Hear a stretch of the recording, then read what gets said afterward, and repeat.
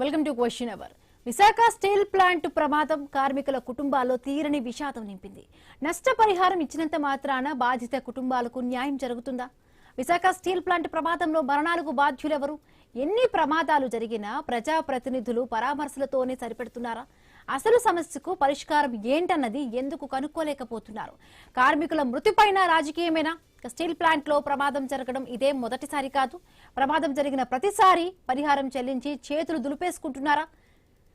Committee విచారణ ఏం చెబుతోంది? త్రిసభ్య కమిటీ విచారణ ఏం చెబుతోంది? లాడిల్ లోపల గ్యాస్ పేరుకుపోయి ఒక్కసారిగా విడుదల కావటం వల్లే ఈ భారీ పేలుడు సంభవించిందని త్రిసభ్య కమిటీ అంచనా వేస్తోంది. ప్లాంట్ లో సరైన మెయింటెనెన్స్ లేకపోవడం, పాతబడిన యంత్ర పరికరాలు ఉపయోగించడం వల్లే ప్రమాదం జరిగిందని కార్మిక సంఘాలు ఆరోపిస్తూ ఉన్నాయి. అనుభవజ్ఞులైన శాశ్వత సిబ్బంది కొరత కూడా కారణమని భావిస్తూ ఉన్నారు. మరి వీటన్నింటికీ పరిష్కారం చూపేదెప్పుడు? ప్లాంట్ యాజమాన్యం ఇప్పటికైనా ప్రమాదాల నివారణకు చర్యలు తీసుకుంటుందా? రాజకీయ నేతల పరామర్శను ఎలా చూడాలి? అటు మాజీ సీఎం వైఎస్ జగన్ కూడా స్టీల్ ప్లాంట్ ప్రమాద బాధితులను పరామర్శించబోతున్నారు. ఇప్పటికైనా ప్రమాదాల నివారణకు చర్యలు తీసుకుంటారా? లాడిల్ విరిగిపోవడం లేదా పడిపోవడం వల్లే ఎక్కువగా ప్రమాదాలు జరుగుతున్నట్లుగా తెలుస్తోంది. మరి దీనికి పరిష్కారం ఎక్కడుంది? సాంకేతిక నిపుణులు ఏమంటున్నారు?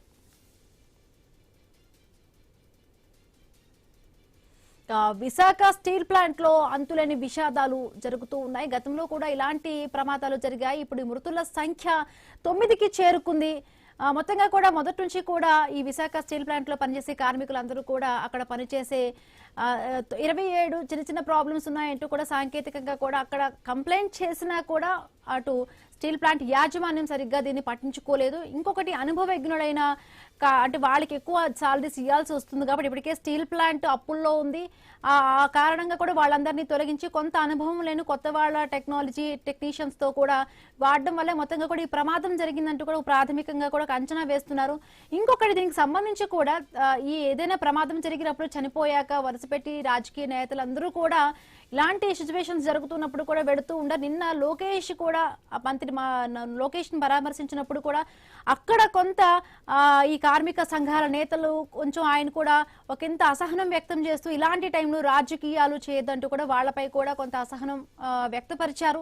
బట్ ఇవాళ జగన్మోహన్ రెడ్డి కూడా వెళ్లబోతున్నారు. బట్ వీటన్నింటికీ ఇలాంటి ప్రమాదం జరిగినప్పుడే నాయకులందరూ కూడా పరామర్శలు చేయడం కాకుండా రాజకీయాలు చేయకుండా నిన్న లోకేష్ కూడా అన్నారు ఇప్పటి వరకు కూడా వైసీపీ నాయకుల నుంచి కూడా ఒక్క స్టాండ్ తీసుకోలేదు, మాట్లాడలేదు అన్నారు. బట్ ఈ నేపథ్యంలో ఇవాళ జగన్మోహన్ రెడ్డి కూడా అక్కడికి వెళ్లి విశాఖ స్టీల్ ప్లాంట్ లో ఎవరైతే ప్రమాద కార్మికులు ఉన్నారో వాళ్ళందరికీ కూడా పరామర్శించే ప్రయత్నం చేస్తున్నారు. సో మొత్తంగా కూడా ప్రమాదం జరిగినప్పుడే కాకుండా ప్రమాదం జరగకుండా తీసుకోవాల్సిన చర్యలకు సంబంధించి అట్లా ఏం చేయబోతున్నారు, ఇలాంటి రిపీట్ కాకుండా కూడా ఎంతటి భరోసాని ఇవ్వబోతున్నారు? సో మా కలీగ్ ఆశా న్యూస్ రూమ్ నుంచి సిద్ధంగా ఉన్నారు. ఓటీ ఆశ, అంటే ఎట్లా చూడాలి? నిన్నటి నుంచి కూడా చూస్తున్నాం మృతుల సంఖ్య 9కి చేరుకుంది. ఇలాంటి ఘటనలు ఎప్పుడు కూడా పునరావృతం అవుతున్నాయి. బట్ రాజకీయ నాయకులందరూ కూడా ఒక సమస్య వచ్చినప్పుడు ఏదైనా ప్రమాదం జరిగినప్పుడే పరామర్శలే కాకుండా దాన్ని కూడా రాజకీయం చేయొద్దు అంటే జనరల్ గా ఎక్స్గ్రేషియా గురించి మాట్లాడుతున్నప్పుడు కూడా మంత్రి లోకేష్ నిన్న కార్మిక నాయకుల సంఘం వాళ్ళతో కూడా కొంత సీరియస్ అయి మాట్లాడారు. ఈ రోజు ఏం కొత్త ఏం కాదు. ఇది ఈ రోజు జరిగింది, లాఠీల్లో పడిపోయింది, ఇంతకు ముందు ఎప్పుడు జరగలేదు. ఇదంతా ఏం కాదు. అసలు ఎప్పుడు జరిగింది, ఏ విధంగా జరిగింది, ఎంతమంది చనిపోయారో ఒక్కసారి లెక్కలు చూద్దాం. ఆఫ్ ద డిబేట్ లోకి వెళ్దాం. May 1st, 2012 అంటే 2012 మే 1వ తేదీన కార్మికుల దినోత్సవం రోజున 2 కార్మికులు మృతి చెందారు. అది కూడా ఏదైతే కొత్తగా ప్రారంభించినటువంటి బ్లాస్ట్ ఫర్నెస్ 3లో పేరు సంభవించింది. దాంట్లో మే 1 మరి చెప్తున్నా మే 1 కార్మికుల దినోత్సవం రోజున జరిగినటువంటి ఘటన. అండ్ నెక్స్ట్ 2012లోనే మేలో జరిగింది. అండ్ దెన్ జూన్ లో 1 నెల గడువులోనే మళ్ళీ ప్రమాదం జరిగింది. ఈ ప్రమాదం జూన్ 13వ తేదీన జరిగింది. నిజంగా ఈ స్థాయిలో మృతుల సంఖ్య చెప్తే గనక ప్రమాదం వేస్తారని మనకు అర్థమవుతోంది. మొత్తం 19 మంది చనిపోయారు. 19 మెంబర్స్ 2012 జూన్ 13 జరిగినటువంటి ప్రమాదంలో చనిపోయారు. ఇది కూడా SMS 3. ఇప్పుడు మనకి SMS 1 లో జరిగినటువంటి ప్రమాదం గురించి మాట్లాడుకుంటున్నాం కదా, మృతుల సంఖ్య 9కి పెరిగింది అనేది. సో అప్పుడు SMS 3లో జరిగినటువంటి ప్రమాదం సీనియర్ ఆఫీసర్స్ చనిపోయారు, కార్మికులు కూడా మరణం పొందారు. 19 మెంబర్స్ చనిపోయారు. ఆఫ్ ద 2020 డిసెంబర్ ఇక్కడ కూడా 4 తీవ్ర గాయాలయ్యాయి. అది కూడా స్టీల్ మెల్టింగ్ షాప్ అంటే SMS 2లో మనం చెప్పుకున్నాం కదా SMS-1 లో ఇప్పుడు ప్రమాదం జరిగితే SMS-1 లో జరిగినటువంటి ప్రమాదానికి ముందు అరగంట ముందు SMS-2 లో కూడా ప్రమాదం జరిగింది, కట్టడి చేశారు, ఇటువంటి డ్యామేజ్ జరగకుండా అనేది. సో అప్పుడు 2020లో కూడా మనకి ప్రమాదం జరిగింది, కానీ తీవ్ర గాయాలయ్యాయి, ఎవరికి ప్రాణాలు అయితే కోల్పోలేదు. అండ్ దెన్ 2021 ఒక్కసారి 2020 నుంచి చూసుకుంటే కనుక వైసీపీ గవర్నమెంట్ 2019 to 23 19 నుంచి 23 వరకు అప్పటి అధికార పార్టీ వైఎస్ఆర్సీపీ అధికారంలో ఉంది. అప్పుడు వైజాగ్ స్టీల్ ప్లాంట్ లో జరిగినటువంటి ఘటనకు సంబంధించి మాట్లాడుతున్నాం. ఈ రోజు వైసీపీ అధినేత మాజీ ముఖ్యమంత్రి జగన్మోహన్ రెడ్డి కూడా స్టీల్ ప్లాంట్ బాధితులని ఏదైతే ప్రాణాలు కోల్పోయిన వారి కుటుంబాన్ని పరామర్శించబోతున్నారు కాబట్టి రాజకీయాలకు అతీతంగానే మాట్లాడదాం.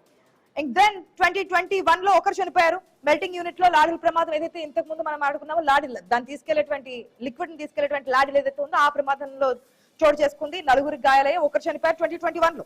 అండ్ దెన్ 2023 ఫిబ్రవరిలో 9 మంది చనిపోయారు. ఇప్పుడు మనకి ఫిగర్ కనిపిస్తుంది, ఇది ఇంకా పెరిగే అవకాశం ఉందంటున్నారు ఇప్పుడు జరిగిన ప్రమాదంలో. సో 2023 ఫిబ్రవరిలో కూడా 9 మంది చనిపోయారు. SMS-2 లో స్లాగ్ పార్ట్ క్లీన్ చేస్తుండగా జరిగినటువంటి ప్రమాదం ఇది. సో అప్పుడు కూడా SMS-2 లో జరిగింది. కార్మికులపై ఒక్కసారిగా వేడి స్లాగ్ ఏదైతే ఉందో అది పడిపోవడం వల్ల జరిగినటువంటి ప్రమాదం, అప్పుడు కూడా అదే జరిగింది. సో ఈ 3 ప్రమాదాలు గత ప్రభుత్వం వైఎస్ఆర్సీపీ అధికారంలో ఉన్నప్పుడు జరిగినటువంటి సిచ్యువేషన్స్. అండ్ దెన్ మే 2025 అంటే కూటమి ప్రభుత్వం అధికారంలోకి వచ్చిన తర్వాత లాస్ట్ ఇయర్ మేలో కరెక్ట్గా 1 year అయింది. ప్లాంట్ ఆవరణలో రవాణా చేస్తుండగా ప్రమాదం చోటు చేసుకుంది. ఒక్కసారిగా లిక్విడ్ ఏదైతే ఉందో అది ఒలిగిపోయింది. దీంట్లో పెద్దగా ప్రమాదానికి సంబంధించి చిన్న చిన్న గాయాలు తప్పించి మృతుల సంఖ్య మనకి జరగలేదు, మృతులు అనేది ప్రాణాలు ఎవరు కోల్పోలేదు. అండ్ దెన్ 2026 జూన్ 8 9 మంది ఇప్పటి వరకు వస్తున్నటువంటి ఫిగర్ ప్రకారం 9 మంది, ఇంకా 2-3 క్రిటికల్ కండిషన్ లో ఉన్నారంటున్నారు. ఇప్పుడు కూడా SMS-1 లో జరిగినటువంటి దుర్ఘటన సేమ్ లాడీకి సంబంధించి, ఆ లాడీకి సంబంధించి తీసుకెళ్తుండగా ఒక్కసారిగా అది బ్లాస్ట్ అయింది అంటున్నారు. కొన్ని కొత్త కెమికల్స్ దాంట్లో యాడ్ చేయడం వల్ల అంటున్నారు. ఏదైనా సరే మనకి 3-man కమిటీ వేశారు కాబట్టి ఆ రిపోర్ట్ మనకి ఈ రోజు ఈవినింగ్ ఐదర్ రేపు మార్నింగ్ కూడా వచ్చే అవకాశం ఉంది. కాబట్టి ఏం జరగబోతుంది రిపోర్ట్ లో వచ్చిన తర్వాత ఏం చెప్తారు. ఇక రెండో అంశం, ప్రమాదాలు జరగడం, పరామర్శించడం, ఎక్స్గ్రేషియా ప్రకటించడం, లేదంటే కనుక ఎక్స్గ్రేషియా గురించి డిమాండ్ చేయడం. ఇదే యథారాజా తథా ప్రజాకి ఇదే నడుస్తుంటే ఎట్లా? ప్రమాదాలు నివారించడం చర్యలు తీసుకోరా? టెక్నాలజీ గురించి మాట్లాడుతున్నాం, ఇంత స్థాయిలో ముందుకెళ్తున్నప్పుడు పదే దాని గురించి డిస్కషన్ వస్తుంది. కార్మిక సంఘాల నేతలతో మాట్లాడుతుంటే వారి ఆవేదన వర్ణనాతీతం. ఏ ప్రభుత్వాలు మారినా మేము మాత్రం ఈ విధంగానే ఉంటున్నాము, నాయకులు వస్తున్నారు మాట్లాడుతున్నారు, మళ్ళీ యథాతథంగా అదే కొనసాగుతుంది తప్ప మా గురించి, మా రక్షణ గురించి, మా ప్రాణాల గురించి ఎవరు మాట్లాడుతున్నారు, ఎవరు అక్కడ డిసిషన్ తీసుకుంటున్నారు? కనీసం స్టీల్ ప్లాంట్ యాజమాన్యం అయినా కూర్చొని చర్చలు చేస్తుందా? ప్రభుత్వాన్ని కూర్చొని మాట్లాడుతుందా? ప్రమాదాలు జరిగిన తర్వాత మా కుటుంబాలు రోడ్డున పడుతున్నాయి, మేము కనీసం సేఫ్ గా, అంటే ఒకసారి అక్కడ పనికి వెళ్ళిన తర్వాత సేఫ్ గా బయటకు వస్తామా లేదో కూడా తెలియనటువంటి సిచ్యువేషన్ లో ప్రెసెంట్ కండిషన్ ఉండిపోయిందని చెప్పి ఆవేదన వ్యక్తం చేస్తున్నారు. సో దీనికి భరోసా కల్పించాల్సిన బాధ్యత ఉందిగా. ఈ రోజు జగన్మోహన్ రెడ్డి వస్తున్నారు, ₹1 కోటి పరిహారం అంటున్నారు. మీ ప్రభుత్వంలో కూడా జరిగాయి, ఎటువంటి యాక్షన్ తీసుకున్నారు? గతంలో టీడీపీ కూటమి అధికారంలో ఉన్నప్పుడు కూడా జరుగుతున్నాయి, లేదంటే కనుక ఇప్పుడు కూటమి అధికారంలోకి వచ్చిన తర్వాత కూడా జరిగాయి, జరగలేదు అనట్లేదు. ఏ ప్రభుత్వంలో ఉన్న యాక్షన్స్ అనేది జీరో కింద కనిపిస్తుంది. ప్రమాద నివారణకు చర్యలు తీసుకోవట్లేదు. ప్రమాదం జరిగిన తర్వాత ఎక్స్గ్రేషియా ప్రకటించాలి. ప్రభుత్వాలు ఏ ప్రభుత్వం ఉంటే ఆ ప్రభుత్వాన్ని ప్రతిపక్షం డిమాండ్ చేయడం, ఇంత కావాలని చెప్పడం తప్పించి ఫుల్ ఫ్లెజ్డ్ గా అసలు ఎందుకు జరుగుతుంది ప్రమాదం, ఆ ప్రమాదాన్ని నివారించడానికి ఎటువంటి చర్యలు తీసుకోవాలి, అసలు లాటిల్లోనే ఎందుకు ప్రమాదం జరుగుతుంది, అక్కడ తీసుకోవాల్సిన చర్యలు ఏంటి, భవిష్యత్తులో జరగకుండా ప్రాణాలు కాపాడడానికి, వారికి ఉద్యోగులకు భరోసా ఇవ్వడానికి చేయాల్సినటువంటి ప్రయత్నాలు అనేది సున్నా కింద కనిపిస్తుంది. ఎస్, మాట్లాడదాం. మనతో పాటు ప్యానల్ మెంబర్స్ కూడా జాయిన్ అయ్యారు. రేగ లక్ష్మణరావు గారు ఉన్నారు వైఎస్ఆర్సీపీ నుంచి, గత అధికార పార్టీ. గురునాథం గారు ఉన్నారు టీడీపీ నుంచి, మాలకొండ గారు ఉన్నారు బీజేపీ నుంచి. ఈ టర్న్ ఎన్డీఏ కూటమి నేతలు బీజేపీ నుంచి, మనకి టీడీపీ నుంచి కూడా ఉన్నారు. కాబట్టి అసలు ప్రభుత్వాలు ఎటువంటి చర్యలు తీసుకున్నా అనేది కూడా మాట్లాడదాం. నమస్తే అండి, welcome to the show. First గా లక్ష్మణరావు గారు నమస్తే అండి. లక్ష్మణ్ రావు గారు, ఈ రోజు జగన్మోహన్ రెడ్డి వెళ్తున్నారు, అక్కడికి పరామర్శించడానికి వెళ్తున్నారు. గతంలో మేము ఎక్స్గ్రేషియా ప్రకటించాం, ఈసారి కూడా ₹1 కోటి ఎక్స్గ్రేషియా ప్రకటించాలని చెప్తున్నారు. ఇక్కడ ఎక్స్గ్రేషియా అనేది కాదు, కేవలం ఆ కుటుంబానికి ఎంతో కొంత ఆ నష్టపరిహారం చెల్లించాలని చెప్పి ఎక్స్గ్రేషియా తప్ప పోయిన ప్రాణాన్ని అయితే తిరిగి తీసుకురాలేరు. ఆ విషయం మీకు తెలుసు, మాకు తెలుసు, అందరికీ తెలిసినటువంటి విషయమే. ప్రాణాన్ని కాపాడడానికి ఒక డాక్టర్ ఎంత శ్రమిస్తుంటారో మనకు తెలిసిందే. చావు బతుకులు ఉన్నటువంటి ప్రాణాన్ని కాపాడడానికి శతవిధాల కొన్ని గంటలు, 72 గంటల పాటు కృషి చేసి ప్రాణాన్ని కాపాడుతున్నటువంటి సందర్భాలు మనం చూస్తాం. అట్లాంటిది ఒక నిర్లక్ష్యం కారణంగా ఇంతమంది ప్రాణాలు గాల్లో కలిసిపోతుంటే ఎందుకు చర్యలు తీసుకోవట్లేదు? ఆశా గారు, అందరికీ నమస్కారం అండి. అలాగే ఎవరైతే మృత్యువాత పడ్డారో వాళ్ళ కుటుంబ సభ్యులకి, అలాగే శతగాత్రులకి, మిగతా కార్మికులందరూ కూడా మరి మా వైఎస్ఆర్ కాంగ్రెస్ పార్టీ తరఫున, మా తరఫున ప్రగాఢ సానుభూతి తెలియజేస్తున్నాం. ఖచ్చితంగా ఏదైతే మరి ఈ యొక్క స్టీల్ ప్లాంట్ లో జరిగినటువంటి ఈ యొక్క సంఘటన గత 30 ఏళ్ళుగా ఎప్పుడు కూడా ఎన్నడూ కూడా ఇంత భారీగా ఎప్పుడు కూడా జరగలేదనేది వాస్తవం.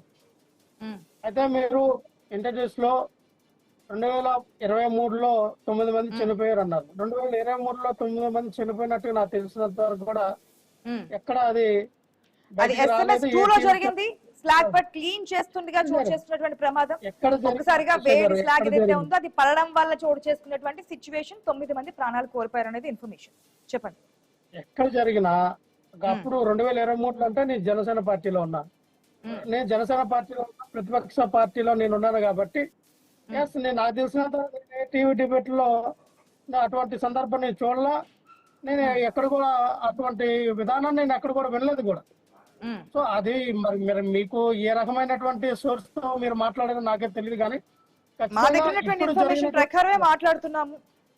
ఇక ఒక మీ ప్రభుత్వం అంటే ఇప్పుడు మీరు వైసీపీకి సంబంధించి ఉన్నారు కాబట్టి ఏదో క్వశ్చన్ చేయాలని కాదు. ఇప్పుడు 2025 లో కూడా జరిగిందని చెప్పాము. అంటే ఎన్డీఏ కూడా అధికారులు ఉన్నప్పుడే కదా 1 year బ్యాక్ జరిగిందని. నేను అదే చెప్తున్నాను ఆశ గారు. నేను అప్పుడు నేను వైఎస్ఆర్ పార్టీలో అప్పుడు లేదు కదా, నేను అప్పుడు జనసేన పార్టీలో ఉన్నాను.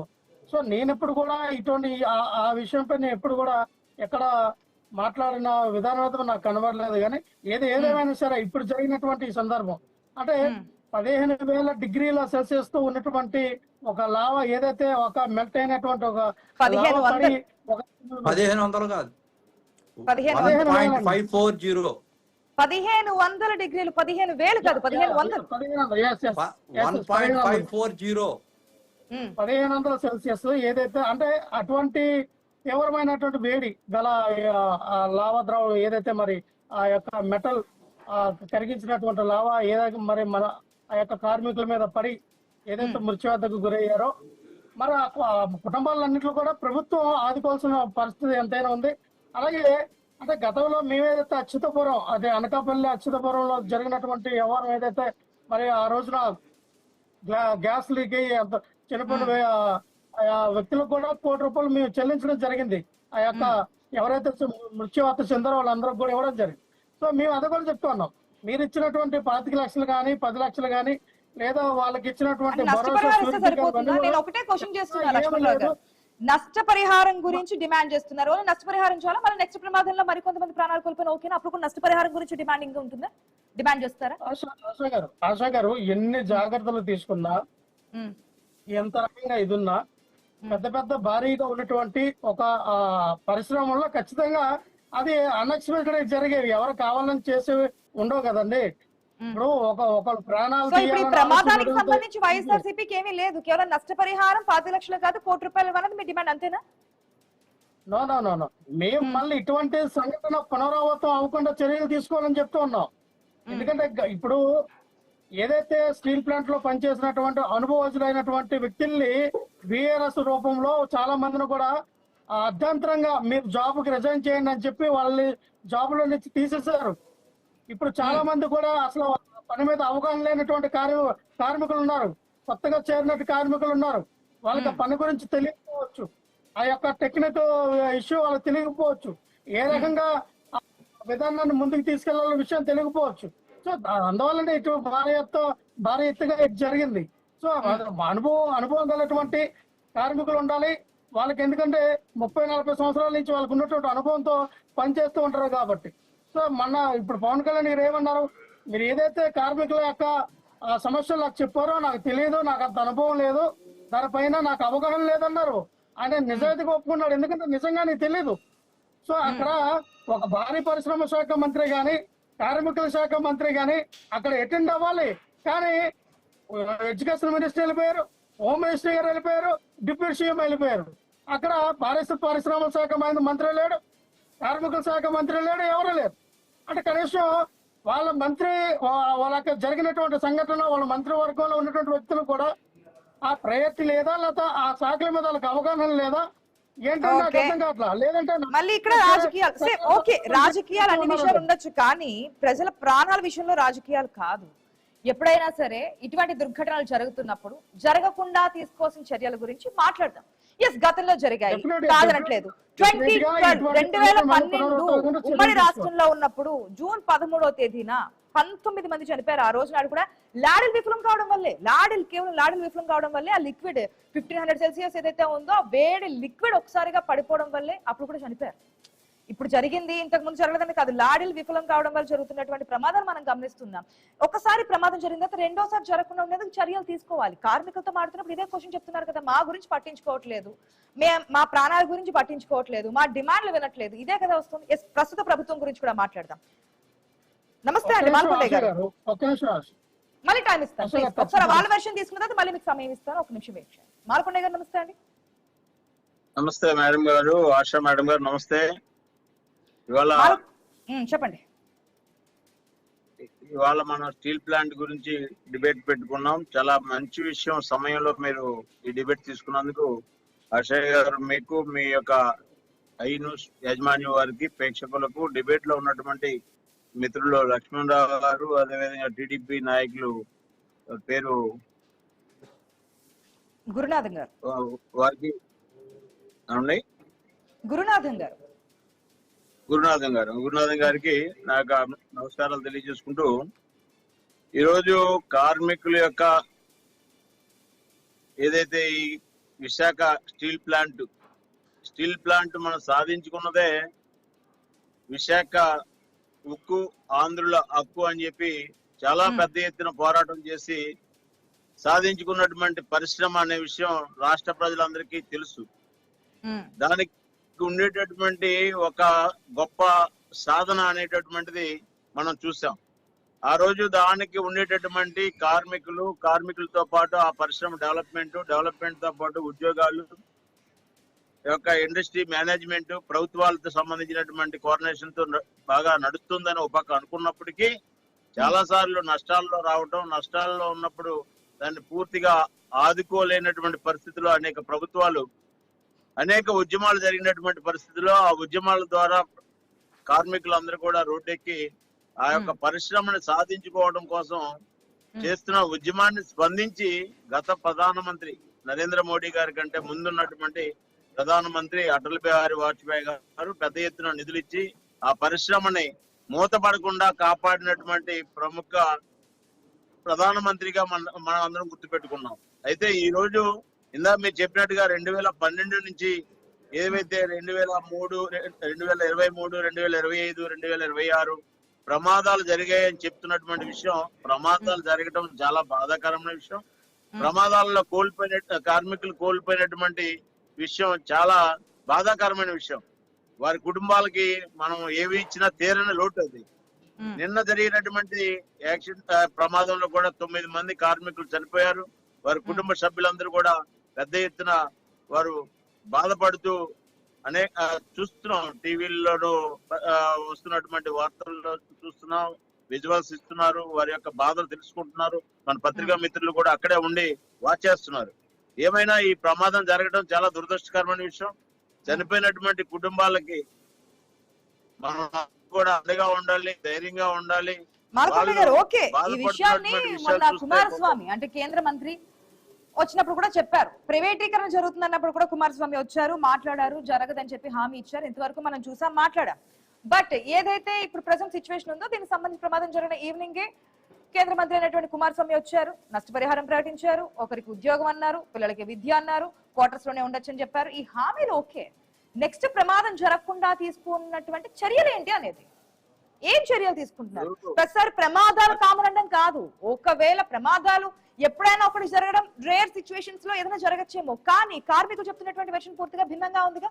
అక్కడ పట్టించుకోవట్లేదు, యాజమాన్యం సరిగా లేదు, కేంద్ర ప్రభుత్వం నిధులు సరిగా ఇవ్వడం లేదు, ప్రైవేటీకరణ వైపు వెళ్ళడానికి చూసినటువంటి ప్రభుత్వం దాన్ని మళ్ళీ కార్మికులు ఉద్యమాన్ని తీసుకురావడం వల్ల ఆగారు. బట్ ఏదైతే సక్రమంగా అది జరగడం లేదు, మాకు ఒకవేళ ఫ్యాక్టరీ స్టీల్ ప్లాంట్ లోకి వెళ్తే కనుక మళ్ళీ తిరిగి ప్రాణాలతో వస్తామని చెప్పి భరోసా లేదంటున్నారు. ఆ భరోసా, ఆ ధైర్యం కల్పించాల్సిన బాధ్యత ఎవరిది? ఆశా మేడం గారు, ఒక విషయం మీరు గమనించాలి. స్టీల్ ప్లాంట్ లో పనిచేస్తున్నటువంటి కార్మికులకు ఉద్యోగ భద్రత కల్పించడము, ప్లాంట్ యాజమాన్యము, ప్రభుత్వాలు సహకరించడం అనేది తప్పనిసరిగా ఉంటుంది. ఎవరైతే కేంద్ర మంత్రి గారు కుమారస్వామి గారు కానివ్వండి, లేకపోతే మా భూపతిరాజు శ్రీనివాస్ వర్మ గారు కానివ్వండి, ఇద్దరు కేంద్ర మంత్రులు ఆ యొక్క డిపార్ట్మెంట్లకు సంబంధించిన అధికారులతోటి ప్రమాదం జరిగినటువంటి వెంటనే ఆ ప్లేస్ లోకి వచ్చి ఆంధ్రప్రదేశ్ హోంశాఖ మంత్రి సోదరిమణి అనిత గారితో సహా, ఆంధ్రప్రదేశ్ ఐటీ మంత్రి లోకేష్ గారితో సహా, ఆంధ్రప్రదేశ్ ఉప ముఖ్యమంత్రి పవన్ కళ్యాణ్ గారితో సహా అందరూ ఇండస్ట్రీలకు వచ్చారు. కేంద్ర మంత్రులు ఇద్దరు అక్కడ ఉన్నారు, నైపుణ్యం కలిగినటువంటి అధికారులు ఉన్నారు, బాధ్యత తీసుకునేటటువంటి వ్యక్తులు అక్కడే ఉన్నారు, ఎక్కడికి వెళ్ళలేదు. మంత్రులు అక్కడ ప్రమాదం జరిగినది రావడం కాదు, అన్ని విషయాలు కూడా జరగకుండా తీసుకోవాల్సిన చర్యల గురించి మాట్లాడుతున్నాం. ప్రమాదం జరిగినది ఎవరైనా వస్తారు, అంతమంది ప్రాణాలు కోల్పోయిన తర్వాత ఎందుకు రారు? కేంద్ర మంత్రులు కావచ్చు, రాష్ట్ర మంత్రులు కావచ్చు, హామీలు ఇచ్చిన దాన్ని అమలు చేయాల్సిన బాధ్యత కూడా ప్రభుత్వాలదే కదా. ఒక్క నిమిషం మాల్కొండే గారు, రాష్ట్ర ప్రభుత్వం దగ్గరికి వద్దాం. నేను చెప్పే విషయం నేను అదే విషయం చెబుతున్నాను. మీరు అడిగినది 6 ప్రశ్నలు, మాకు ఇచ్చిన సమయం 3 నిమిషాలలాగా మీరు కంగారు పెట్టొద్దు. విషయం చెప్పనివ్వండి. 6 ప్రశ్నలు ఒకసారి అడిగారు, నేను చెప్తున్నాను, ఒకటి చెప్తున్నాను. ఎందుకంటే ఇందాక మిత్రులు మాట్లాడుతూ ఏ మంత్రి వచ్చారు, ఎక్కడున్నారు అనే రాజకీయం మాట్లాడి వాళ్ళకి ఒక్క సొంతమే కాదు, అందరూ మాట్లాడతాం. కానీ నేను చెప్పేది ఏంటంటే అక్కడ బాధ్యత గల వ్యక్తులందరూ అక్కడే ఉన్నారు. నేను ముందే చెప్పాను, ప్రమాదం జరగడం అనేటటువంటి చాలా దురదృష్టకరమైన విషయం. ఈ ప్రమాదం జరగడానికి ఏ విధమైన కారణాలు ఉన్నాయో దానికి అధికారులు కారణమైతే అధికారులకు పనిష్మెంట్ ఉంటుంది. రానున్న రోజుల్లో ఇటువంటిది జరగకుండా కఠినమైన చర్యలు తీసుకోవాలి. ఖచ్చితంగా అందులో వేరే ఆలోచన లేదు. ఇవాళ రేపు ఏం జరుగుతుందో తెలియని పరిస్థితిలో మనం ఉన్నాం. కానీ పరిశ్రమలో రేపు ఏం జరుగుతుంది, రేపు కార్మికులు వచ్చిన తర్వాత వారికి కావాల్సిన సెక్యూరిటీ, వారికి కావాల్సినటువంటి అక్కడ పనిముట్లు ఏ విధంగా ఉన్నాయి, మాతో మాట్లాడే అవకాశం కూడా ఇవ్వడం లేదు. ఒకసారి మాతో మాట్లాడితేనే కదా, చర్చలు జరిపితేనే కదా మా ప్రాబ్లమ్స్ ఏంటి అనేది ప్రభుత్వానికి తెలిసే అవకాశం ఉంటుంది అంటున్నారు కార్మికులు. మనం ఐఎన్ఎస్ వెళ్ళి వాళ్ళతో మాట్లాడినప్పుడు కూడా. ఒక్క నిమిషం మాల్కొండే గారు. గురునాథన్ గారు నమస్తే. ప్యానెల్లో ఉన్న వాళ్ళందరూ కూడా, ఆశారాత గారు అందరికి నమస్కారం. ప్రప్రథమంగా చెప్పండి. మాట్లాడుతున్నాను. ఈ రోజున చనిపోయినటువంటి కుటుంబాలకి సానుభూతులు, ప్రగాఢ సంతాపం తెలియజేస్తా ఉన్నాం. మెయిన్ గా ఇప్పుడు దాకా మీరు చెప్పారు 1540 డిగ్రీల్లో అది మొత్తం కూడా ఉంటాం. అదంతా కూడా 140 టన్నులు ఉక్కు పాదరసం లాగా బయటికి రావటం, లాడిన్, ఇవన్నీ కూడా సిస్టమ్ లో ఫెయిల్యూర్స్. సో ఇది గత 2012 నుంచి జరుగుతున్నటువంటి అంశం అని మీరు స్పష్టంగా చెప్పారు. బ్లాస్ట్ ఫర్నేస్ 3లో కూడా భారీ పేలుళ్లు జరిగినాయి. ఇక్కడ జరిగినటువంటి అంశం ఏంటంటే నేను స్పష్టంగా అర్థమయ్యే భాషలో అందరికి చెప్పాలనుకుంటున్నారు మీరు అడిగినటువంటి ప్రశ్నకి. మేము తెలుగుదేశం పార్టీ పరంగా, రాజకీయ పరంగా కాకుండా సామాజిక స్పృహతో నేను మాట్లాడుతూ ఉన్నాను. ఏంటంటే అక్కడ ఈ మిషనరీ మొత్తం కూడా ఓల్డ్ మిషనరీ, అది చాలా 50 years దాటిపోతున్నటువంటి మిషనరీ. ఇప్పుడు అప్ టు డేట్ టెక్నాలజీ వచ్చింది. ఆ టెక్నాలజీలో ఇవన్నీ కూడా ఏఐలో కానీ ఈ సిస్టమ్స్ లో కానీ అప్ టు డేట్ వచ్చినప్పుడు ఆ మెకానిజం ని అడాప్ట్ చేసుకోవాల్సినటువంటి బాధ్యత మనందరికి ఉంది. కుమారస్వామి గారు కానీ, భూపతిరాజు వర్మ గారు కానీ, పవన్ కళ్యాణ్ గారు కానీ, లోకేష్ గారు కానీ, ఈ మృత్యు అనేది, ఈ చనిపోవటం అనేది 9 మంది ఇక్కడ అంశం కాదు ప్రధానంగా. అది అన్ని చోట్ల ఈ సిస్టమ్, ఓల్డ్ సిస్టమ్ వల్ల ఇవన్నీ ఎరాడికేట్ చేయలేకపోతా ఉన్నాము. ఎందుకంటే మెన్ తగ్గించుకొని, అంటే మెన్ ఉండాలా, కానీ ఆ సిస్టమ్ అంతా కూడా రోబోటిక్ సిస్టమ్ లో తీసుకురావాల్సినటువంటి బాధ్యత ఉంది. ఎందుకంటే ఇవి చాలా సంవత్సరాల నుంచి కూడా అవి 12 నుంచి కూడా ఫెయిల్యూర్ అవుతున్నటువంటి సిస్టమ్. ఆ ఫెయిల్యూర్ ని అప్డేట్ చేసుకోవాల్సినటువంటి సిస్టమ్ స్టీల్ ప్లాంట్ లో ఉంది. స్టీల్ ప్లాంట్ అంటే ఒక విధమైనటువంటి మనకు ఒక సాంప్రదాయం, మనకు ఒక నమ్మకం. ఈ ఆంధ్రప్రదేశ్ లో విశాఖ ఉక్కు అంటే మనందరూ కూడా ఆంధ్రుల ఆత్మగౌరవం. సో ఎవరు తీసుకోవాలంటే ఈ నిర్ణయాలు కేంద్ర ప్రభుత్వం ప్రత్యేకంగా దాని మీద ఫోకస్ పెట్టాలా. ఇప్పుడు ఉన్నటువంటి సిస్టమ్ లో నారా లోకేష్ గారు కానీ, ఈ మన చంద్రబాబు నాయుడు గారు కానీ జనరేషన్ తో కనెక్ట్ అవుతున్నారు. కాబట్టి ఇప్పుడు ఉన్నటువంటి సిస్టమ్ ని ఎట్లా తీసుకురావాలా, ఆ సిస్టమ్ మీద మన ఒక చిన్న మిషన్ తీసుకున్నా, లేదంటే మనం డైలీ యూజ్ చేసే 2 వీలర్స్ 4 వీలర్స్ తీసుకున్నా, చిన్న టెక్నికల్ ఇష్యూ ఏదైనా ఉన్నా మనకి అక్కడ సింబల్ కనిపిస్తూ ఉంటుంది, చెక్ చేసుకోండి టెక్నికల్ ఇష్యూ కనిపిస్తుందని.